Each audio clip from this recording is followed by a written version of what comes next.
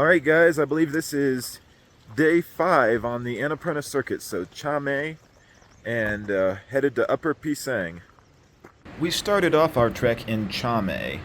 We got up around 7 a.m. and it was a relatively cold morning, yet a very beautiful morning where we could see the snowy Annapurna too.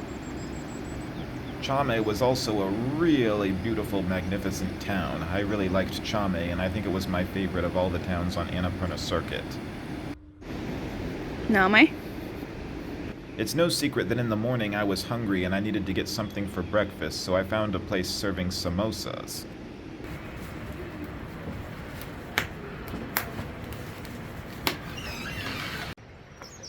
So I picked up some samosas, which should give me a little boost of protein for the start of the trek. Whew. It's cold out here. As we started the trek, we continued to see more prayer wheels. I could tell that the scenery was changing very rapidly. Like, not too long ago I was in a subtropical climate, and now I noticed most of the trees were pine trees.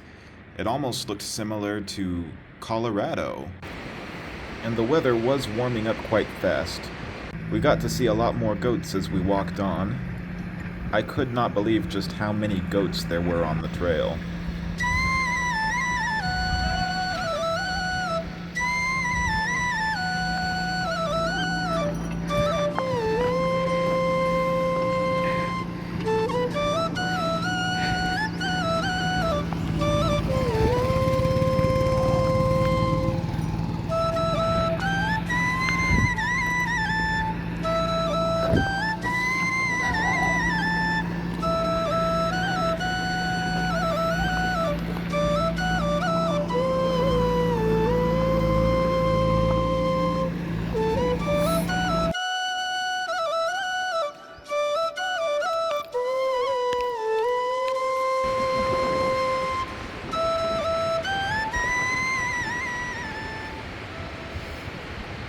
We passed through an apple farm, though the apples were not in bloom because it was May when we were trekking, and they said that the apple season is around October.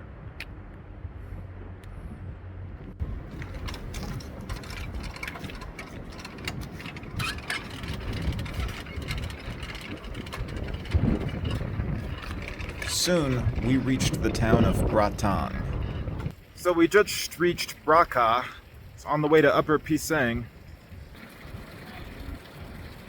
Yeah, look at that. We've got a couple of different places. I guess there's like a farmhouse, there's a little winery. Nice. Shortly after Bhratang, we walked along a rocky cliff edge. What was great about it is that I found there to be a lot of shade in that part of the trek, which was very beneficial because the sun was really intense that day. We saw many other trekkers passing by.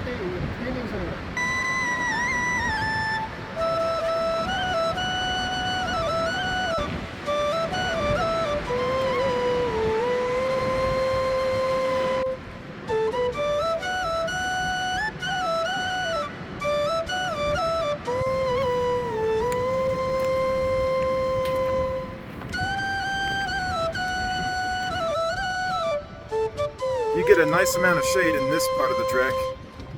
Very nice.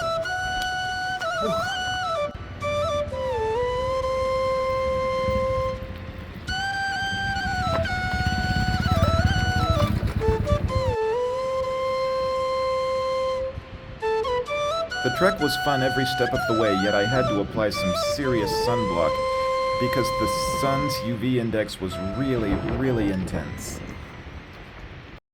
You gotta wear sunblock when you're here because the sun is intense.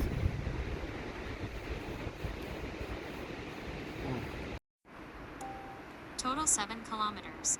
4 hours, 12 minutes, 42 seconds. I continued on through the pine Elevation forest, and we 3,259 encountered meters. numerous suspension bridges.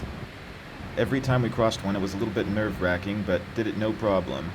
As altitude increased, I could tell it was getting more windy outside.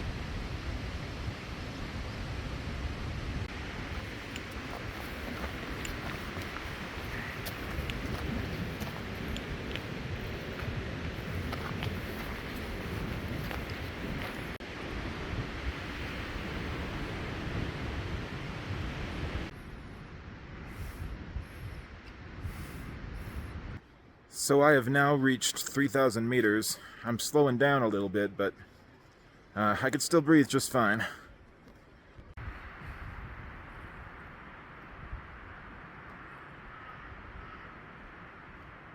What was cool is that later on in the pine forest, we saw like towers of rocks that were stacked together. I could tell that it was man-made. The rocks did not just stack naturally like that. Later on, we approached the town of Dhukur Pokhari. That is where we chose to have a slightly late lunch. How's the tukpa noodle soup? I'm not. I didn't try it.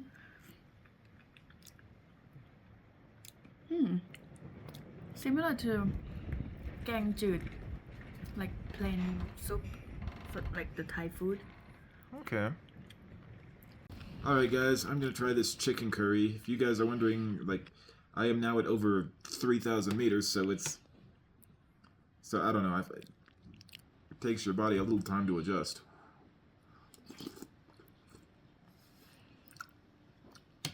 Wow. Very soupy. Flavor's a little bland, a little mild, but savory. It's a good soup. You can put a little bit on the rice. Get a little bit of rice to go with that.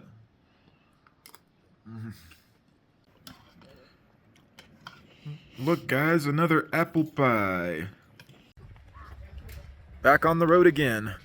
I got back on the road, and there was still a ways to go before Upper Pisang. It was around 2:30 p.m., so I knew I only had a few hours of daylight left. I had a little bit of worry. I was a little bit concerned that we might not make Upper Pisang before dark, but we pushed on because we were determined to do it. As we walked on, the scenery was getting more and more beautiful. We even came across a bridge that apparently broke, so we took an alternative wooden bridge.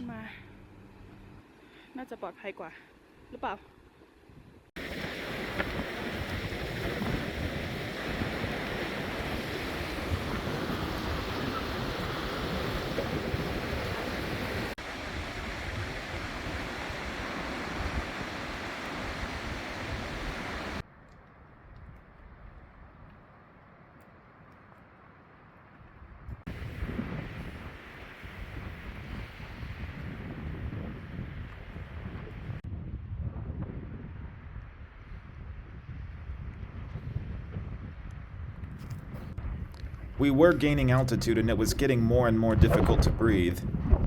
Chame was 2,700 meters high, and that day we were hiking to Upper Pisang, which was going to be at 3,300. And I could tell that it was getting more difficult to breathe outside, and sooner or later we would have to acclimate. Though I did not let that ruin the journey for me, as the trek, as I mentioned before, was absolutely beautiful every turn. And this was probably my best day on the trek. Soon, around 5 p.m., we finally reached Upper Pisang. There's the mighty Annapurna too. Look at that. Look at all the snow. Look at that.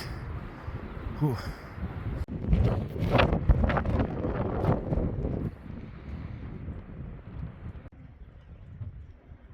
So I finally made it to Upper Pisang. So from here you can overlook Lower Pisang, which is down below us. And then that's the Annapurna too, but there is a little bit of a cloud in the way so you cannot see the summit. But yeah, you guys can see there's a snow-covered mountain behind that cloud. But I showed it to you guys earlier. Found a place to stay for the night.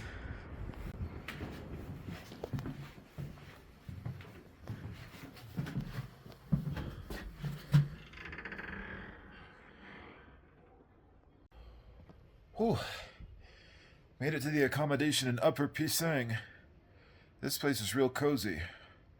Well, thank you guys so much for watching. Please subscribe, give a thumbs up, leave a comment below. Check out these links to some of my other videos. Feel the burn for Bernhard's World, and take care, everybody, and stay awesome.